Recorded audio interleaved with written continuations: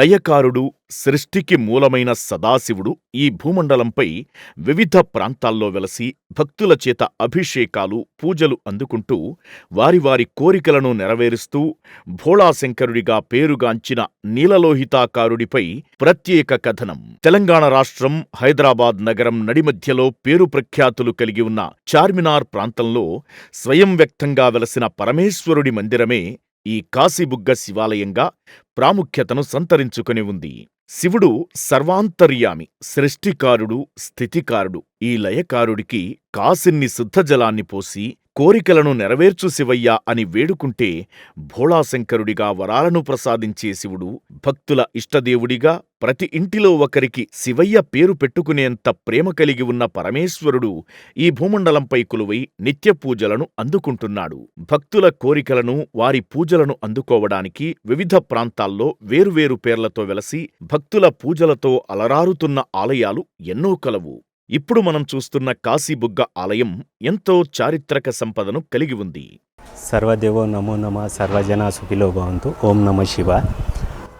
శ్రీ మురళీ మనోహర స్వామి దేవస్థానం కిషన్ బాగ్లో ఒక పురాతనమైన దేవాలయము ఇక్కడే పక్కకు ఉంటుంది. ఇది శ్రీ కాశీబుగ్గ దేవాలయము. ఇది ఉపదేవాలయము మురళీ మనోహర స్వామి దేవస్థానానికి.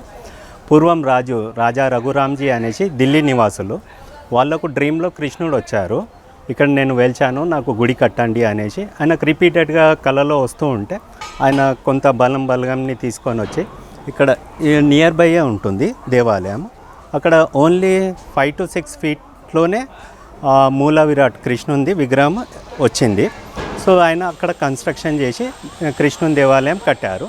దానికి నామకరణం శ్రీ మురళీ మనోహర స్వామి దేవస్థానం. దాంతోపాటు ఇక్కడ శ్రీ కాశీబుగ్గ దేవాలయం. కాశీబుగ్గ అంటే కాశీ నుంచి తెచ్చిన శివలింగం. బుగ్గ అంటే సంస్కృత్ వర్డ్ వాటర్. నిరంతరం స్వామివారికి ఆ వాటర్ అలాగే అభిషేకం 365 days నిరంతరంగా జరుగుతూ ఉంటుంది. సో దానికి శ్రీ కాశీబుగ్గ దేవాలయం నామకరణం వచ్చింది. సో కాలానుగుణంగా యాక్చువల్లీ దీనికి ఈ వాటర్ ఎలా ఫ్లో అవుతుంది అనేది మిస్టరీ. కానీ మాకు తెలిసింది, పెద్దవాళ్ళు చెప్పింది. ఈ దేవాలయం కట్టేటప్పుడు సుమారు ఒక 5 బావులు ఉండే, అక్కడి నుంచి ఇక్కడి వరకు. కాలక్రమేణా అన్ని కన్స్ట్రక్షన్స్ జరిగిపోయాయి. అప్పుడు గ్రీనరీ ఉంటుండే, ఇప్పుడు అన్ని హౌజెస్ అయిపోయాయి. దాంతోపాటు ఈ బావులు కూడా పూర్తి చేశారు. కానీ ఒకటి, ఆ దేవాలయంలో ఇప్పటికే ఒక పెద్ద బావి ఉంటుంది. దానిపైన శివాలయము, బజరంగ్ బలి దేవాలయం ఉంటుంది. సో అక్కడున్న ఈ 5 వెల్స్ ఏవైతే ఉంటుండేనో దాని లేయర్స్ దీనికి కనెక్టివిటీ ఉంది అనేసి చెప్తూ ఉంటారు. అన్ని కన్స్ట్రక్షన్స్ అయిపోయినా కానీ ఆ లేయర్స్ ఇప్పటికీ కంటిన్యూయేషన్ ఉంటుంది అనేసి మాకు ఆ నమ్మకం ఉంది. సో అదే విశిష్టత.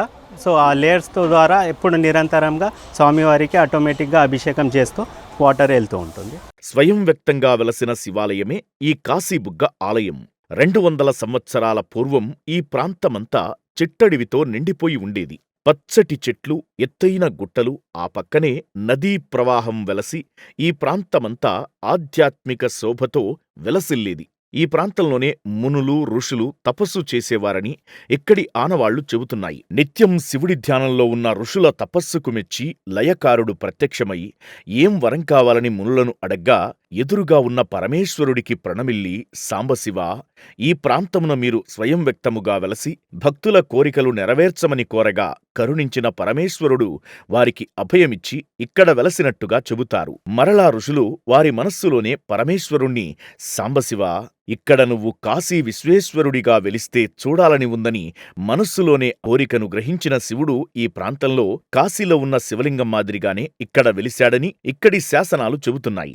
నదీ స్నానం చేసి తిరిగి వచ్చిన ఋషులకు, మునులకు గుహ నుండి ఓంకార శబ్దాలు వినబడగా ప్రాంతమంతా వెతుకగా ఇప్పుడు ఉన్న శివలింగం కనిపించిందని, శివలింగం తలభాగం నుంచి జలధార వస్తున్న దృశ్యాలను చూసిన ఋషులు భక్తితో ఓం నమఃశివాయ అంటూ ప్రణమిల్లారు.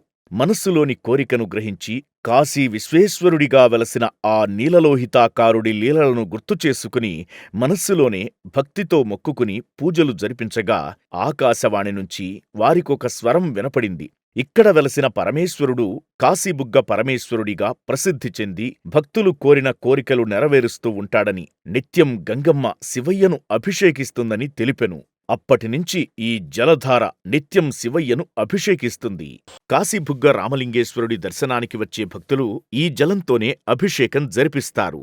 శివలింగానికి సమీపంలో ఉన్న చిన్న రంధ్రం నుంచి నిరంతరం గంగమ్మ ప్రవహిస్తూనే ఉంటుంది. ఆ నీరు ఎక్కడ్నుంచి వస్తుందనేది ఇప్పటికీ మిస్టరీనే. ఎన్నో ఔషధ గుణాలు గల ఈ నీటిని రోజూ సేవిస్తే క్యాన్సర్ వంటి రోగాలు నయమవుతాయని భక్తుల నమ్మకం. ప్రతిరోజు తెల్లవారుజామున 3 గంటల ప్రాంతంలో నాగేంద్ర స్వామివారు ఆలయంలోకి వచ్చి శివుడికి అభిషేకం చేస్తారని ఇక్కడి భక్తులు చెబుతారు. ఆ సమయంలో ఓంకారనాదం ప్రతిధ్వనిస్తుంది. ఆ ప్రాంతమంతా కూడా మంచుతో కప్పుకుపోయి ఉంటుందని నమ్మకం. ఉదయాన్నే ఆలయానికి వెళ్లే భక్తులకు నాగేంద్ర స్వామివారు శివలింగంపై కదులుతూ ఉన్న దృశ్యాలు కనిపిస్తాయని, ఇదంతా ఆ పరమేశ్వరుడి లీలగా చెబుతారు. శివుడికి ఇష్టమైన సోమవారం అధిక సంఖ్యలో భక్తులు ఆలయానికి వచ్చి శివుడికి ప్రత్యేక అభిషేకాలు, పూజలు జరుపుకుంటారు. అమావాస్య పర్వదినాన మహాలింగార్చన భక్తితో జరుపుతారు. ఏటా వచ్చే మహాశివరాత్రి పర్వదినం రోజున 2 రోజుల ముందుగానే వివిధ ప్రాంతాల నుంచి పెద్ద సంఖ్యలో భక్తులు ఆలయానికి చేరుకుని పరమేశ్వరుడి సన్నిధిలో ఉపవాస దీక్షలను, జాగరణము చేసి శివయ్య కృపకు పాత్రులవుతారు. ఈ కాశీబుగ్గ పరమేశ్వరుణ్ణి దర్శించుకుంటే సాక్షాత్తు ఆ కాశీ విశ్వేశ్వరుణ్ణి దర్శించుకున్న ప్రతిఫలం దక్కుతుందని భక్తుల నమ్మకం. ఎంతో మహిమ కలిగి ఉన్న శ్రీ కాశీబుగ్గ పరమేశ్వరుణ్ణి తప్పక దర్శించుకుందాం. ఆ నీలలోహితాకారుడి దివ్య ఆశీస్సులు పొందుదాం. ఇక్కడి కాశీబుగ్గ శివుడికి భక్తులే స్వయంగా జలధార నుంచి వచ్చే నీళ్లతో అభిషేకం జరుపుకుని ప్రత్యేక పూజలు జరుపుకుంటారు. అభిషేకంలో శుద్ధజలం, పాలు, తేనె, పెరుగు, చక్కెర, పలు రకాల పళ్లరసాలతో శివలింగానికి అభిషేకం జరుపుకుని గంధం, భస్మంతో అలంకరించి బిల్వదళాలను ప్రేమతో పరమేశ్వరుడికి అర్పించి కాశీ విశ్వేశ్వరా, మా కోరికల్ని నెరవేర్చమని, భోళాశంకరుడిగా వరాలను ఇవ్వమని వేడుకుంటారు. ఈ ఆలయంలోని శివుణ్ణి దర్శించుకోవడానికి మహారాష్ట్ర, ముంబై, పుణె, భివండి, నిజామాబాద్, ఆదిలాబాద్, నిర్మల్, కామారెడ్డి, జగిత్యాల, కరీంనగర్, సిరిసిల్ల, వరంగల్, ఖమ్మం, విజయవాడ, గుంటూరు, తమిళనాడు ప్రాంతాల నుంచి నిత్యం భక్తులు పరమేశ్వరుణ్ణి దర్శించుకోవడానికి వస్తుంటారు. ఇక్కడి కాశీబుగ్గ పరమేశ్వరుణ్ణి దర్శించుకొని కోరికలు చెప్పుకుంటే తప్పక నెరవేరుస్తాడని భక్తుల నమ్మకం. ఈ కాశీబుగ్గ సాంబశివుడికి సంతానాన్ని ప్రసాదించే శివుడిగా ఎంతో పేరు ప్రఖ్యాతులు కలవు. సంతానం కోసం దంపతులు 5 సోమవారాలు ఇక్కడికి వచ్చి చన్నీటి స్నానం చేసి తడిబట్టలతో శివలింగం చుట్టూ 11 ప్రదక్షిణలు చేసి ఆలయంలోనే ఉన్న రావి వేప చెట్టుకు ముడుపు కట్టుకుంటే ఆ పరమేశ్వరుడు తప్పక సంతానాన్ని ప్రసాదిస్తాడని భక్తుల నమ్మకం. సంతానాన్ని ఇవ్వమని మొక్కుకుని తిరిగి తమకు సంతానం కలిగిన అనంతరం ఆలయానికి వచ్చి రావి వేప చెట్టుకు కట్టిన ముడుపును శివలింగం వద్ద సమర్పించి పూజలు జరుపుకుంటారు.